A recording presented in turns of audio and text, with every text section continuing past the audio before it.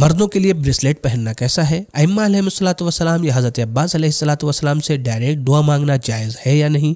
سجدے کی جگہ پر زخم یا پھوڑا ہو جائے تو ایسی صورت میں ہم سجدہ کس طریقے سے کریں؟ آئیے ان سوالات کے جوابات جانتے ہیں اس ایپیسوڈ میں۔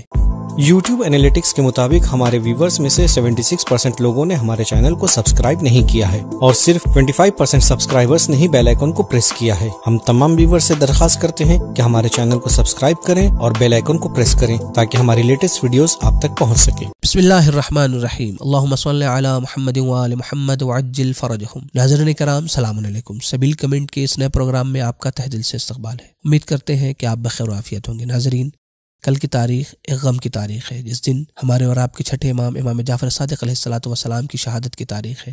اسی طریقے سے جناب حمزہ علیہ الصلوۃ والسلام کی شہادت کی تاریخ ہے۔ دوستو، اس دو عظیم مصیبت کے موقع پر آپ کی خدمت میں اور اپنے زمانے کے امام کی خدمت میں تعزیت اور تسلیت پیش کرتے ہیں اور اپنے پروگرام کو شروع کرتے ہیں امام جعفر صادق علیہ الصلوۃ والسلام کی ایک حدیث کے ذریعے سے۔ امام جعفر صادق علیہ الصلوۃ والسلام ارشاد فرماتے ہیں، ان شفاعتنا لا تنال مستخفا بالصلاۃ، ہماری شفاعت اس شخص تک نہیں پہنچ سکتی جو نماز کو ہلکا سمجھے۔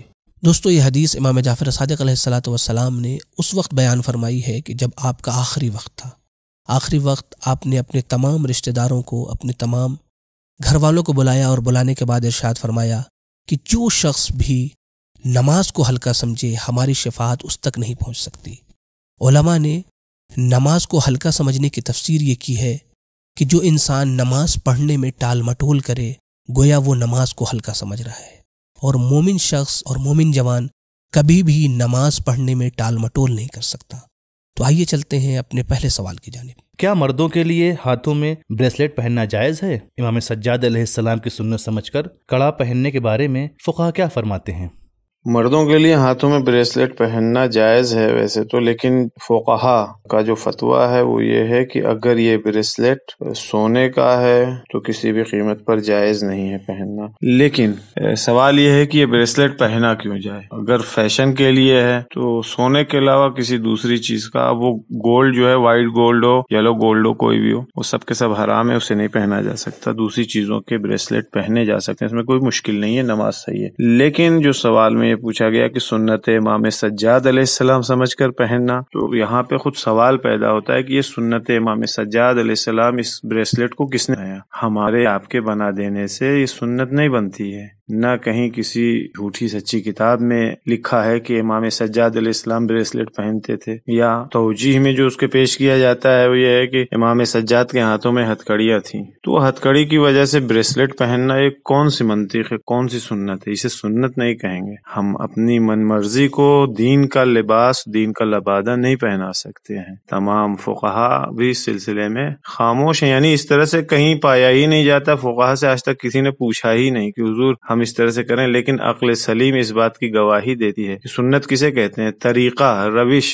راہ معصوم کی، جس کام کو وہ انجام دیا کرتے تھے۔ آیا امام سجاد علیہ السلام ہتھ کڑی پہننے کے اوپر راضی تھے؟ وہ یعنی انہیں پسند تھا، بہت خوش ہوتے تھے پہن کر کے، جب جتنی دیر پہنے رہے، جتنے دن بھی انہوں نے پہنا؟ ظاہر سی بات ہے یہ ان کے لیے سخت وقت تھا، پریشانی کا وقت تھا، تو سنت کہاں سے ہو سکتی ہے؟ ہاں، یہ ظالم کی سنت تو ضرور ہو سکتی ہے کہ ظالم مظلوم کو ہمیشہ اذیت میں رکھتا ہے، سختیوں اور پریشانیوں میں رکھتا ہے، لہذا یہاں پہ کوئی سنت وغیرہ کی کوئی بات ہی نہیں ہے۔ امام سجاد علیہ السلام کا نام لے کر کے یا ان سے منسوب کر کے پہننا، یہ صرف اور صرف ذہنی وہم اس کو کہا جا سکتا ہے اور کچھ نہیں ہے۔ لہذا اگر بریسلیٹ فیشن کے لیے پہننا ہے تو پہنے، کوئی مشکل نہیں ہے، صرف سونے سے اوائڈ کیجئے کہ گولڈ کا نہ ہو وہ۔ دوستو، اگر آپ ہم سے کوئی سوال پوچھنا چاہتے ہیں تو سوال سے پہلے #Q4 سبیل کمنٹ لکھیں، پھر اس کے بعد اپنا سوال لکھیں۔ سوال کے آخر میں اپنا نام اور اپنے شہر کا بھی نام ضرور لکھیں تاکہ آپ کے سوالات آسانی سے ہم تک پہنچ سکیں۔ اور اگر آپ ہم سے کوئی پرسنل سوال پوچھنا چاہتے ہیں تو سبیل کمنٹ کی جی میل ID پر بھی پوچھ سکتے ہیں۔ ہاں، یہ یاد رہے، آپ اپنے مرجع وقت کا نام، یعنی جس کی تقلید کرتے ہیں اس کا نام بھی ضرور لکھیں تاکہ ان کے فتوے کے مطابق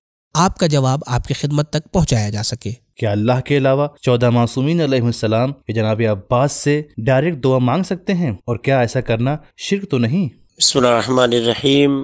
دعا کی اصل یہ ہے کہ بارگاہ خداوند میں طلب کی جائے، چونکہ ہر دعا کو پورا خداوند عالم ہی کرتا ہے۔ لیکن من اذن لہ الرحمن یعنی جس کے لیے خدا راضی ہو، جس کے بارے میں خدا نے اجازت دی ہے، اس قانون کے تحت معصومین علیہم السلام سے بھی دعا براہ راست مانگی جا سکتی ہے اور کوئی حرج نہیں، کوئی قباحت نہیں ہے، اس لیے کہ پروردگار عالم نے یہ حق اہل بیت علیہم السلام کو دیا ہے اور ہمیں تعلیم دی گئی ہے۔ اور جہاں تک بحث شرک کی ہے تو شرک اسے کہتے ہیں کہ جب ہم کسی چیز کو خدا کے برابر قرار دیں، خدا کا شریک قرار دیں۔ ظاہر ہے کہ اہل بیت علیہم السلام کو ہم کبھی بھی خدا کے برابر قرار نہیں دیتے، اس لیے ان سے دعا مانگ سکتے ہیں چونکہ خدا نے اجازت دی ہے، خدا نے یہ حکم دیا ہے، تو ظاہر ہے کہ اسے شرک نہیں کرتے۔ شرک شریک کرنے کو برابر قرار دینے کو کہتے ہیں۔ دوستو ہماری ایک بہت ہی اچھی ویڈیو ہے جس پر کمنٹ کرتے ہوئے ہمارے ایک ویور نے لکھا ہے، ماشاءاللہ بہت ہی اچھے طریقے سے آپ نے سمجھایا، میری یہی دعا ہے کہ آپ لوگ یوں ہی ترقی کرتے رہیں، آمین۔ تو دوستو ہماری آپ سے گزارش ہے کہ آپ اس ویڈیو کو ضرور دیکھیں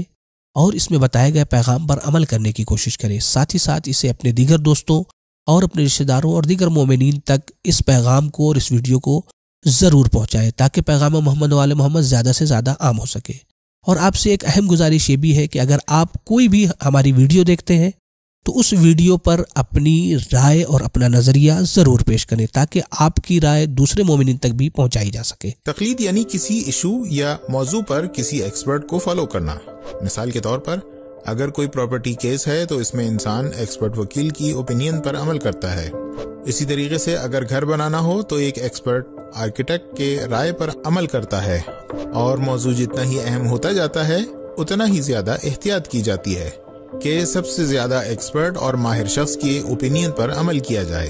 ہم اسے تقلید کہیں یا نہ کہیں، لیکن روزمرہ کی زندگی میں ہر انسان اسی فعل کو انجام دیتا ہے جس میں وہ ایکسپرٹ اور عالم یعنی نالجبل انسان کی تقلید کرتا ہے۔ شریعت کاظمی سوال کرتی ہیں، اگر پیشانی پر پھوڑا نکل آئے جس کی وجہ سے سجدہ کرنے میں بہت اذیت ہو تو ایسی صورت میں کیا کریں؟ اس جواب کے دو رخ ہیں۔ اگر نماز پڑھنے والے کی پیشانی پر پھوڑا یا زخم ہو یا اسی طرح کی کوئی چیز ہو جس کی وجہ سے وہ پیشانی کو بغیر دباؤ کے زمین پر نہ رکھ سکتا ہو تو ضروری ہے کہ پیشانی کے سالم حصے سے سجدہ کرے۔ اب یہاں پہ یہ بات بھی جاننا ضروری ہے کہ پیشانی سے مراد اس کا درمیانی حصہ ہے۔ دوسرا رخ یہ ہے کہ اگر پھوڑا یا زخم پوری پیشانی پر پھیلا ہوا ہو تو احتیاط واجب کی بنا پر پیشانی کے دونوں طرف کو یا ان میں سے کسی ایک طرف کو جس طرح سے بھی زمین پر رکھ سکتا ہے رکھے گا۔ اگر یہ بھی ممکن نہ ہو تو چہرے کے کچھ حصے سے سجدہ کرے گا۔ احتیاط واجب یہ ہے کہ اگر ٹھڈی سے سجدہ کر سکتا ہے تو ٹھڈی سے سجدہ کرے گا، اور اگر کوئی صورت ممکن نہ ہو، پیشانی کا بھی کوئی حصہ نہ رکھ سکتا ہو، چہرے سے بھی ممکن نہ ہو، ٹھڈی سے بھی ممکن نہ ہو، تو پھر سجدے کے لیے اشارہ کرنا ضروری ہے۔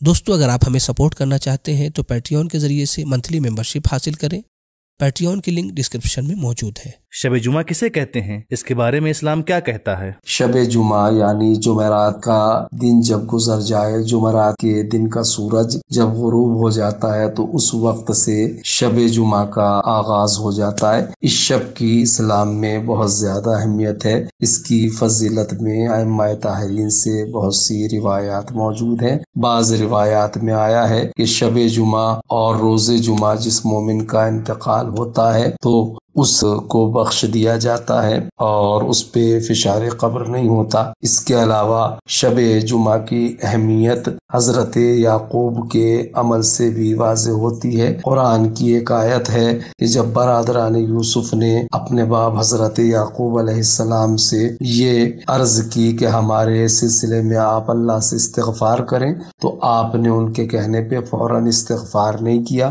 بلکہ آپ نے فرمایا میں قریب اللہ سے تمہارے بارے میں استغفار کروں گا۔ امام باقر علیہ السلام فرماتے ہیں یہ وعدہ کرنے کے بعد جناب یعقوب علیہ السلام نے اللہ سے ان کے بارے میں استغفار کرنے کو اس وقت تک تاخیر میں ڈال دیا جب تک شب جمعہ نہیں آئی۔ جب شب جمعہ آئی تو آپ نے شب جمعہ کے آخری حصے یعنی صبح کے وقت اللہ سے ان کے لیے استغفار استغفار کیا۔ اس سے بھی یہ واضح ہوتا ہے کہ شب جمعہ ایک ایسی رات ہے جس میں اور راتوں کی بنسبت دعائیں جلدی قبول ہوتی ہیں، اور شب جمعہ میں بھی افضل وقت دعاؤں کے قبول ہونے کا صبح کا وقت ہے۔ جو وقت شب جمعہ اذان صبح سے زیادہ قریب ہو اس کی زیادہ فضیلت ہے۔ اس وقت میں ہمیں اپنی حاجتوں کو اللہ کی بارگاہ میں پیش کرنا چاہیے، اہم دعائیں کرنی چاہیے تاکہ اللہ کی بارگاہ میں